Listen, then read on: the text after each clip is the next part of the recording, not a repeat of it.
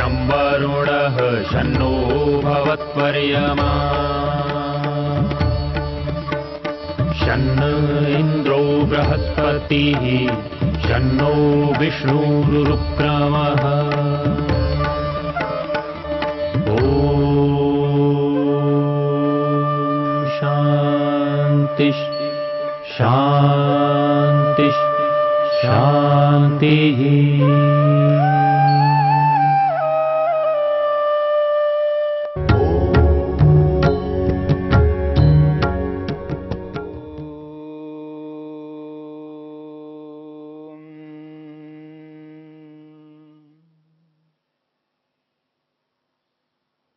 ईश्वर प्रणिधान को लेकर के हम विचार कर रहे हैं। महर्षि वेदव्यास ने प्रणिधान शब्द के दो अर्थ किए हैं। एक है भक्ति विशेष और दूसरा अर्थ किया है समस्त कर्मों को, जितने भी कर्म हैं उन समस्त कर्मों को परमात्मा को अर्पित करना। सर्व क्रियाणाम परम गुरौ अर्पणम तत्फल संन्यासो वा। समस्त कर्मों को प्रभु को अर्पित कर देना और उसके लौकिक फल, सांसारिक फल नहीं चाहना, मुक्ति को ध्यान में रख करके कर्म करना।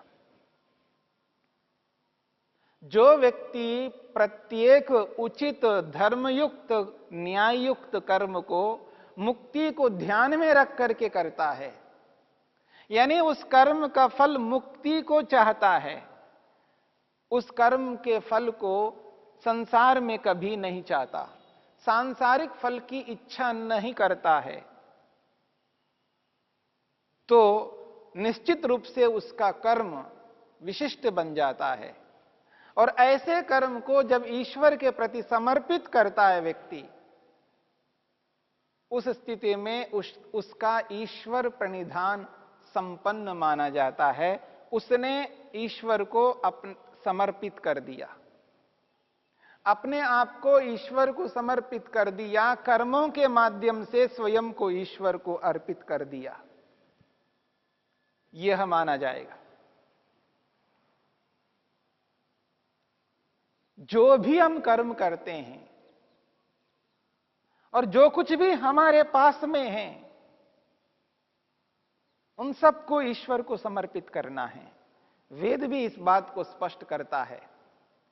वेद ये कहता है जो कुछ भी अपने पास में है सब कुछ ईश्वर को अर्पित कर दो। यहां पर समर्पण की बात कही जा रही है। और प्रणिधान का अर्थ समर्पण है जो लोक में प्रसिद्ध है। और वेद इस बात को स्पष्ट करता है कि समर्पण कर दो, सब कुछ प्रभु को अर्पित कर दो। यजुर्वेद में एक मंत्र आता है, बहुत लंबा चौड़ा मंत्र है, आयुर्यज्येन कल्पताम। आयुर्यज्येन कल्पताम, प्राणो यज्येन कल्पताम, चक्षुर्यज्येन कल्पताम, श्रोत्रम यज्येन कल्पताम, वाग यज्येन कल्पताम, मनो यज्येन कल्पताम, आत्मा यज्येन कल्पताम। बहुत बड़ा मंत्र है, उसके कुछ अंश मैं आपके सामने रख रहा हूं। वो कहते हैं आयुर्यज्येन कल्पताम, प्राणो यज्येन कल्पताम, चक्षुर्यज्येन कल्पताम, श्रोत्रम यज्येन कल्पताम, वाग यज्येन कल्पताम, मनो यज्येन कल्पताम। कहते हुए समस्त पदार्थों को ईश्वर को समर्पित करते करते करते अंत में एक विशेष बात कही जा रही है, आत्मा यज्येन कल्पताम। अपने आप को भी प्रभु के प्रति समर्पित कर दो। आत्मा यज्येन कल्पताम, आत्मा आत्मा को यज्येन, यज्ञ रूपी परमपिता परमात्मा के लिए कल्पताम समर्पित कर दो।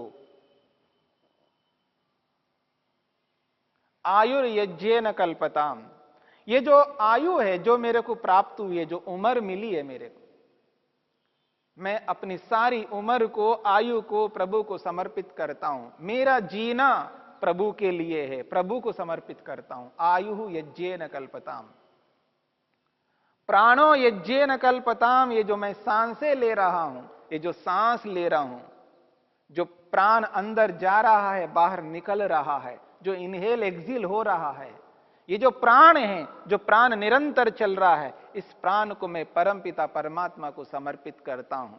ये जो सांस ले रहा हूं, मैं प्रभु के लिए ले रहा हूं। प्राणो यज्ञेन कल्पताम, चक्षुर यज्ञेन कल्पताम। ये जो मेरी आंखें हैं, मैं अपनी आंखों को प्रभु को समर्पित करता हूं। यानी मैं जो कुछ भी देखूंगा तो प्रभु के लिए देखूंगा।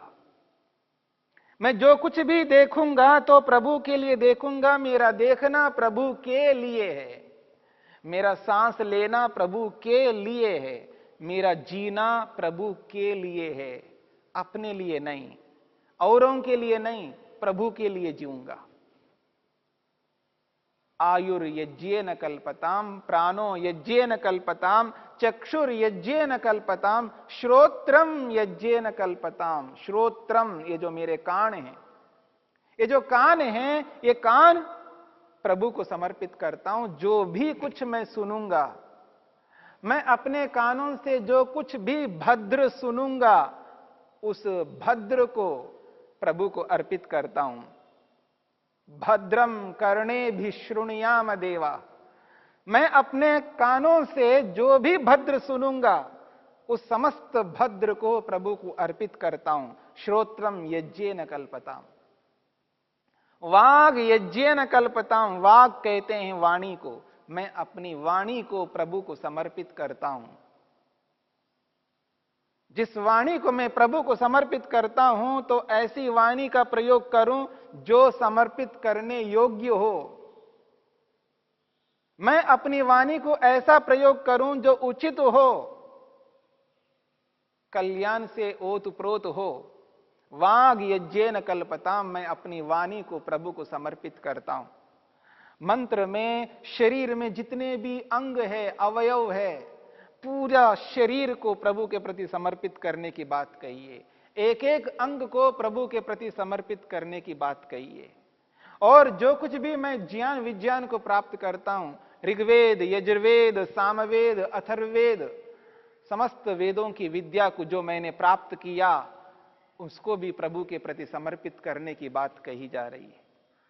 जो कुछ भी मेरे पास धन संपत्ति दौलत जो कुछ भी है, जमीन है, मकान है, गाड़ी है, बंगला है, जो कुछ भी है, समस्त पदार्थों को प्रभु को समर्पित करने की बात कही जा रही है।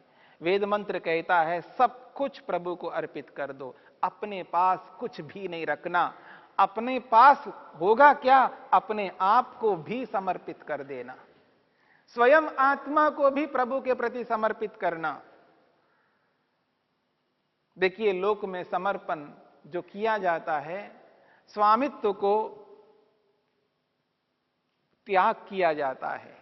कोई वस्तु उसके पास में है, उसका स्वामित्व उसके पास में विद्यमान है, उस स्वामित्व को त्याग किया जाता है। मैं किसी को जमीन दूं, मकान दूं, गाड़ी दूं, दीजिए, लीजिए, गाड़ी आपके लिए है, आपको दे रहा हूं, तो वो जो वस्तु है, वो जो पदार्थ है, मुझसे अलग हो जाता है। वो वस्तु मुझसे अलग हो जाती है, वो सामने वाले व्यक्ति के पास चली जाती है, मैं उसको समर्पित कर देता हूं। ये लोक में इस प्रकार का समर्पण है। लेकिन परमेश्वर के सामने ये जो समर्पण है, वो अलग प्रकार का है। मैंने सब कुछ समर्पित कर दिया है। आयुर्यज्ञेन कल्पताम से लेकर के आत्मा यज्ञेन कल्पताम तक प्रत्येक चीज को, स्वयं को ईश्वर के प्रति समर्पित कर दिया। अपनी बुद्धि को, अपने अहंकार को, अपने मन को, अपनी ज्ञानेंद्रियों को, अपनी कर्मेंद्रियों को, पूरा शरीर को, शरीर के एक एक अवयव को, सब कुछ प्रभु के प्रति समर्पित कर दिया। परंतु यहां समर्पण यह है कि मैं अपने आप को ईश्वर को दे नहीं पाता, यानी ईश्वर लेगा नहीं, सब कुछ मेरे पास ही रहेगा।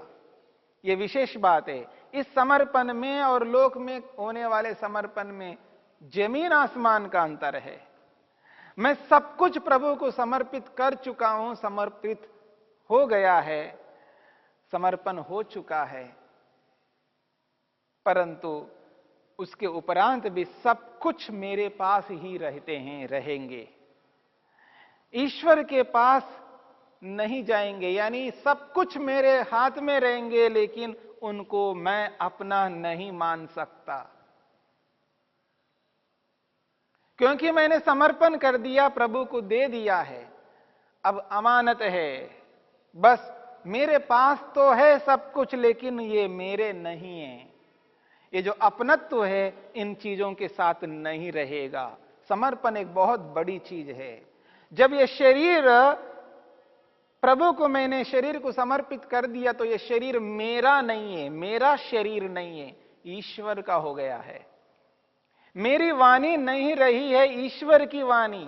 मेरी आंखें नहीं रही हैं, ईश्वर की आंखें हैं।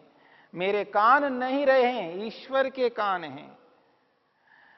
मेरे में जो कुछ भी है, जो कुछ योग्यता है, सब कुछ ईश्वर के हो गए हैं। अब ये मेरे नहीं है, तो यहां पर मैं और मेरापन समाप्त हो जाएगा। इस बात को समझने का प्रयत्न करना। जब ईश्वर प्रणिधान व्यक्ति करता है, ईश्वर प्रणिधान की स्थिति में सब कुछ ईश्वर का हो गया है, अब मेरा कुछ नहीं रहा। ऐसी स्थिति में मैं और मेरापन समाप्त हो जाता है। मेरा कुछ नहीं, मेरी कुछ नहीं, मैं और मेरी स्थिति ही समाप्त हो जाती है। स्वस्वामी संबंध सर्वथा समाप्त हो जाता है। मैं और मेरापन, ममत्व समाप्त हो जाता है। जब व्यक्ति समर्पण नहीं करता है तब ममत्व रहता है, मैं और मेरापन रहता है। जब समर्पण ही सब कुछ कर दिया है तब मैं और मेरापन कहां से रहेगा? तब सब समाप्त हो जाता है। ये जो ईश्वर प्रणिधान है, ऐसा जो ईश्वर प्रणिधान है, ये सर्वश्रेष्ठ है। ऐसा जब व्यक्ति ईश्वर प्रणिधान करता है तो उसके लिए समाधि तो उसके सामने है।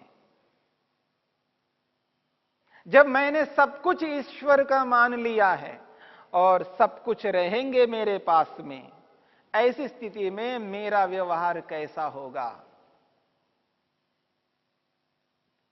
और जब मैंने ये माना है सब कुछ मेरा है, तब मेरा व्यवहार कैसा रहता है? इन दोनों प्रकार के व्यवहारों को समझ लेते हैं हम, तो निश्चित रूप से हमें ये एहसास होगा, हमें ये बोध होगा, समर्पण करना लाभकारी है, हानिकारक नहीं है।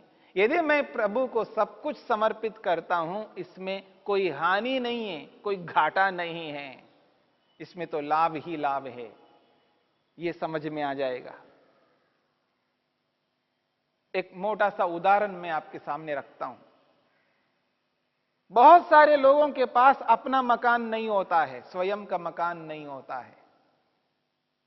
बहुत सारे लोग दूसरों के मकानों में रहते हैं, किराए पर रहते हैं।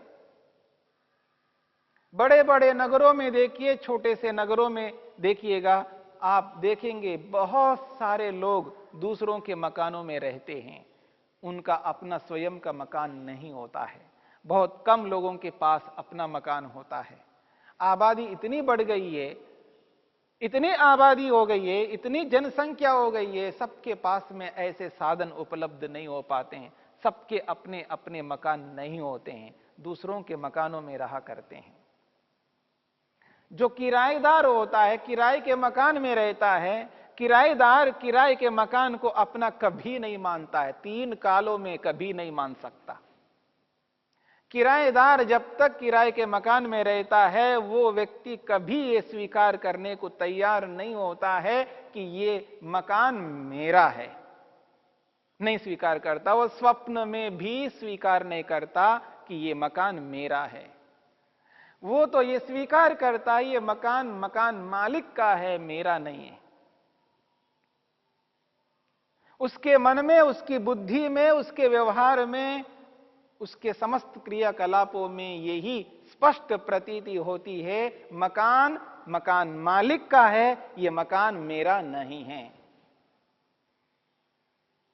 लेकिन किराएदार उस मकान का जिस रूप में प्रयोग करता है, जिस बखूबी से उसका यूज करता है, प्रयोग में लाता है, ऐसा प्रयोग मकान मालिक नहीं कर पाता है। क्योंकि मकान मालिक मकान को अपना मानता है, स्वयं का मानता है, और किराएदार उस मकान को स्वयं का नहीं मानता है, वो मालिक का मानता है। एक मान रहा है अपना और एक मानता है दूसरे का। और जब वो व्यक्ति दूसरे का मकान मानता हुआ उस मकान का जिस रूप में प्रयोग करता है, उस रूप में मकान मालिक कभी नहीं प्रयोग करता। यह सभी को प्रत्यक्ष है, सभी लोग देखते हैं। आप देखेंगे, अगर किराएदार को कोई कील दीवार पर ठोकना हो, वो हथौड़ा लेकर के कील को पकड़ करके ऐसे आराम से ठोकता है दीवार पर, उसको कभी भी ये एहसास नहीं होता इस दीवार का होगा क्या, क्योंकि वो यही समझता है ये मकान मेरा तो नहीं है, मेरे को आवश्यकता है, कील चाहिए, कुछ ना कुछ मेरे को टांगना है, उस पर आवश्यकता है, इसलिए वो कील को ठोकता है दीवार पर और बिना परेशानी के, बिना टेंशन के उसका प्रयोग करता है। लेकिन मकान मालिक ऐसा कभी नहीं कर सकता। आप देखेंगे नगरों में मकान मालिक नीचे है और किराएदार ऊपर है, या कैसे भी रहते हों, और मकान मालिक को यह चिंता बनी रहती है, पता नहीं किराएदार इस मकान का क्या करेगा, किस तरह प्रयोग करेगा। वो सदा डरता रहता है, मकान को लेकर के चिंतित रहता है, परेशान रहता है। लेकिन किराएदार को कोई चिंता नहीं होती है, कोई परेशानी नहीं होती है, कोई टेंशन नहीं रखता वो, क्योंकि मकान का कुछ भी हो जाए, कैसी भी स्थिति हो जाए, तो किराएदार को क्या करना है, वो तो मकान मालिक को उसको संभालेगा। क्योंकि दूसरे का जब मानता है तो उसका पूरा प्रयोग लेता है, उसका पूरा 100% उसका यूज करता है, प्रयोग करता है, उसका पूरा सुख लेता है। मुख्य बात है, उस मकान का पूर्ण सुख किराएदार जिस रूप में लेता है, वैसा मकान मालिक कभी नहीं ले पाता है।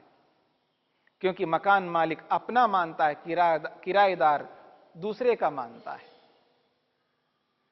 कितना अच्छा होगा आज जो कुछ भी हमारे पास में है, उनको अपना ना मान करके, ईश्वर का मान करके उसका पूरा सुख लें।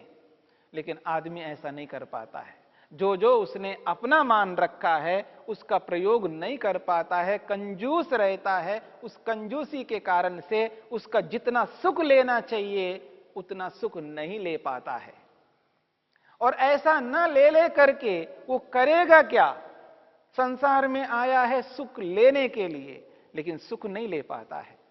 इसलिए समझने का प्रयत्न करना है, ईश्वर प्रणिधान से लाभ ही लाभ है, हानि किसी प्रकार की नहीं है। और ईश्वर प्रणिधान करने से सांसारिक लाभ तो होगा ही होगा, सांसारिक सुख तो मिलेगा ही मिलेगा, उसके साथ में ईश्वरीय सुख, मोक्ष सुख भी प्राप्त होगा। इसलिए ईश्वर प्रणिधान करने से जहां पर अभ्युदय सुख की प्राप्ति होती है, विशिष्ट लौकिक सुख की प्राप्ति होती है, लौकिक सुख को लौकिक सुख के रूप में उपभोग करेंगे, उसके साथ में ईश्वरीय आनंद को, मोक्ष को भी, निश्रेष को भी प्राप्त करेंगे। इसलिए इस ईश्वर प्रणिधान को समझने का प्रयत्न करना है।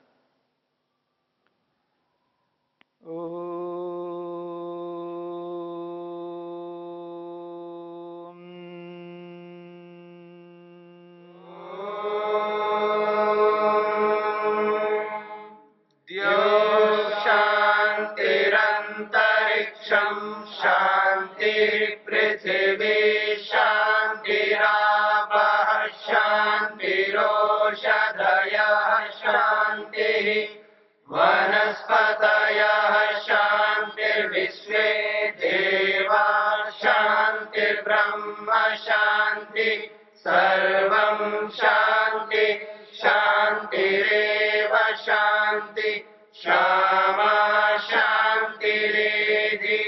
ओम शांति शांति शांति।